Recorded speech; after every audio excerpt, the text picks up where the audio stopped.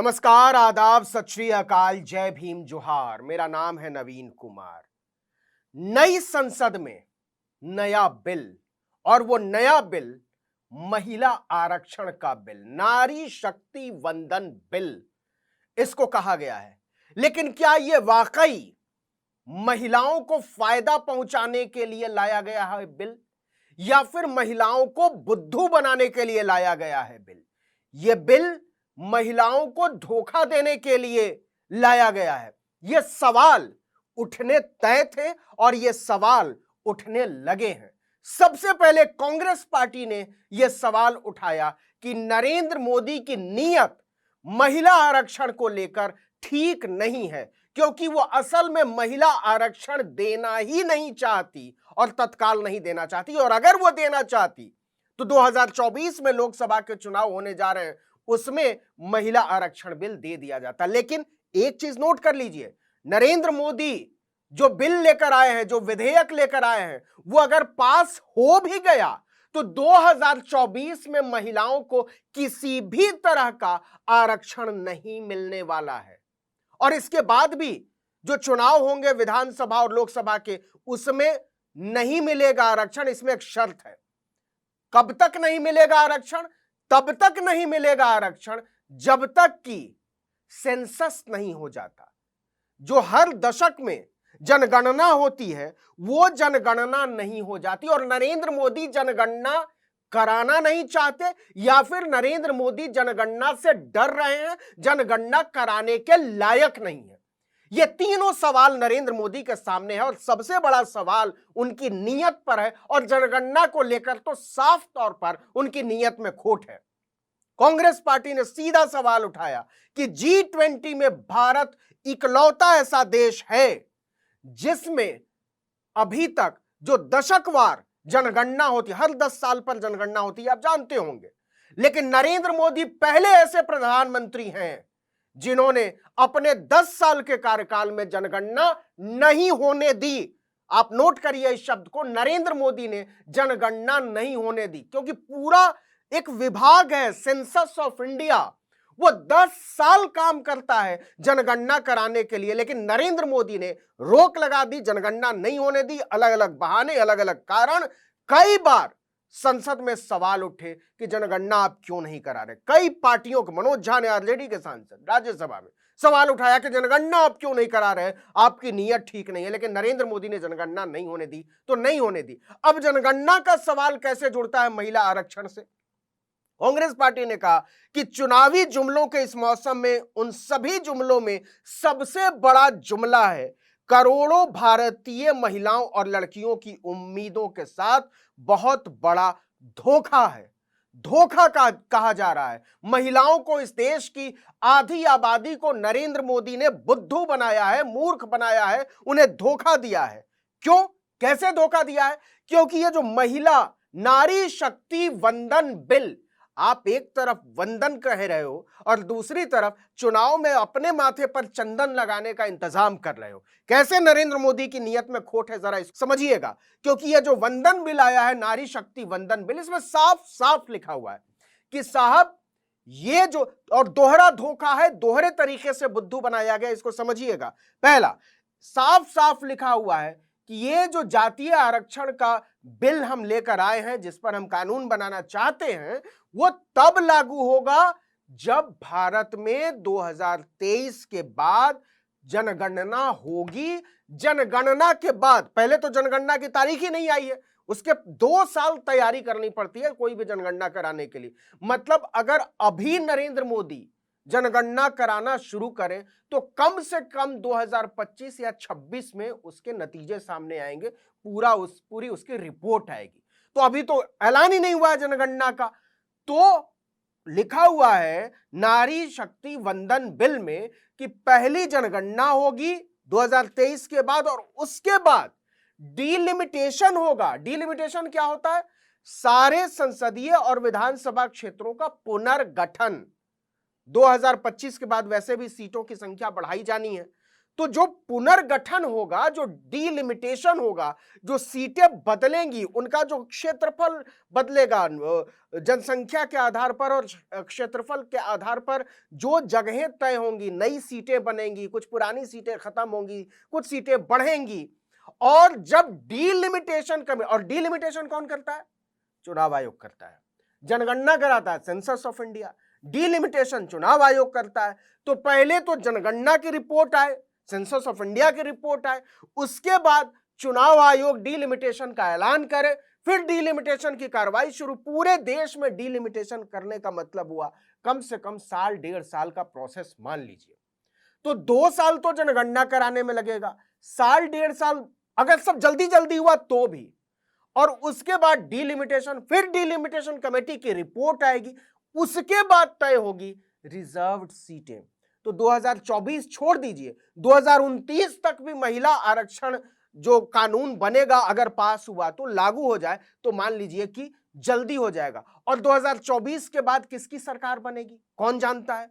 क्या पता नरेंद्र मोदी आएंगे या नहीं आएंगे, क्या पता इंडिया गठबंधन आए, क्या पता कोई और प्रधानमंत्री बने, क्या पता भारतीय जनता पार्टी जैसी है वैसी ना रहे, क्या पता नरेंद्र मोदी का ही पत्ता साफ हो जाए, उनके भाजपा के अंदर कोई और प्रधानमंत्री के दावेदार के तौर पर उभरा है। हो सकता है योगी आदित्यनाथ सामने आ जाए, हो सकता है नितिन गडकरी सामने आ जाए, हो सकता है राजनाथ, सब तड़फड़ा रहे प्रधानमंत्री बनने के लिए।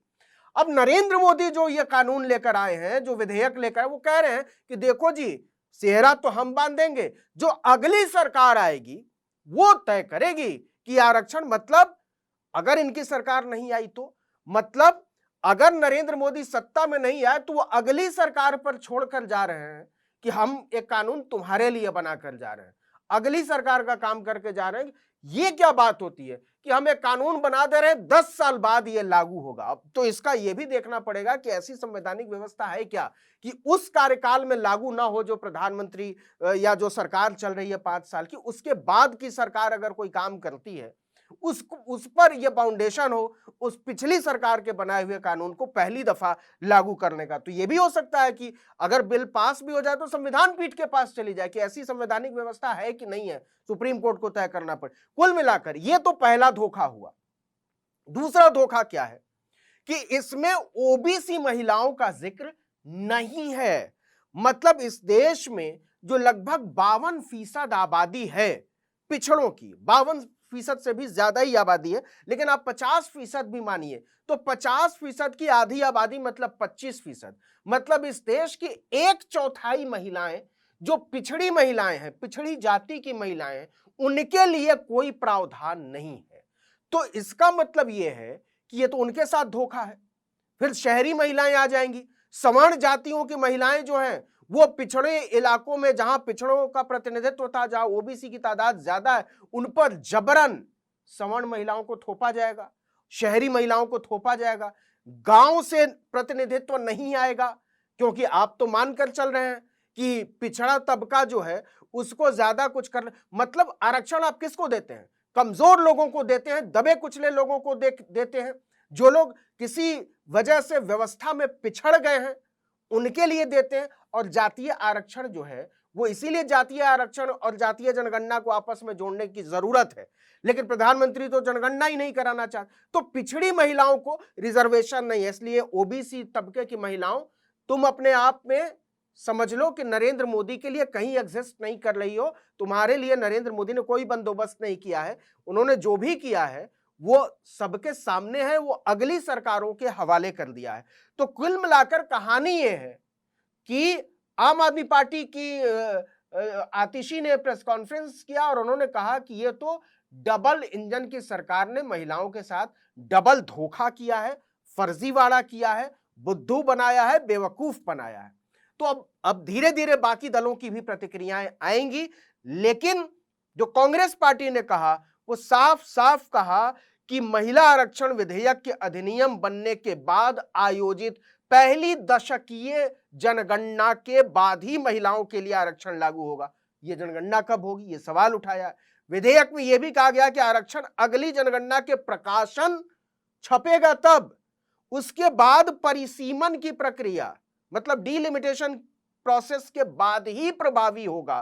क्या 2024 चुनाव से पहले होगी जनगणना और परिसीमन, नरेंद्र मोदी इस पर कुछ कहने को तैयार है। और यह सवाल ही नहीं उठता कि 2024 से पहले जातीय जनगणना और परिसीमन हो जाए। अब वो समय निकल चुका है। मूल रूप से यह विधेयक अपने कार्यान्वयन की तारीख के बहुत अस्पष्ट वादे के साथ सुर्खियों में, यह कुछ और नहीं है बल्कि ईवीएम यानी इवेंट मैनेजमेंट है। कांग्रेस ने खिल्ली उड़ाई है। तो कुल मिलाकर जो नरेंद्र मोदी का यह जो महिला आरक्षण बिल है, जिसका वो श्रेय लेने की कोशिश कर रहे हैं और जो भाजपा श्रेय लेने की, वो कंप्लीटली मुकम्मल तौर पर हवाई है। उसका कोई सिर पैर नहीं है, निराधार है, बेकार है। इससे 2024 के चुनाव में महिलाओं को कोई फायदा नहीं होना। तीसरी बात, 2 धोखा मैंने कहा था, मैं कह रहा हूं यह 13 धोखा है। तीसरा धोखा क्या है? साफ साफ कहा गया है कि सीधे तौर पर चुनकर आने वाले जनप्रतिनिधियों पर लागू होगा। मतलब केवल विधानसभा और लोकसभा, मतलब राज्यसभा और विधान परिषद में जो है वो महिला आरक्षण कानून लागू नहीं होगा। विधान परिषदें जैसी हैं वैसी चलती रहेंगी और राज्यसभा जैसे चलती वैसे ही वहां चुनकर लोग आते हैं। वहां महिलाओं के प्रतिनिधित्व को लेकर कोई बात नहीं की गई है। उनको इस दायरे, इसके स्कोप से, मतलब दायरे से बाहर रखा गया। तो दोहरा नहीं, तिहरा धोखा हुआ है महिलाओं के साथ।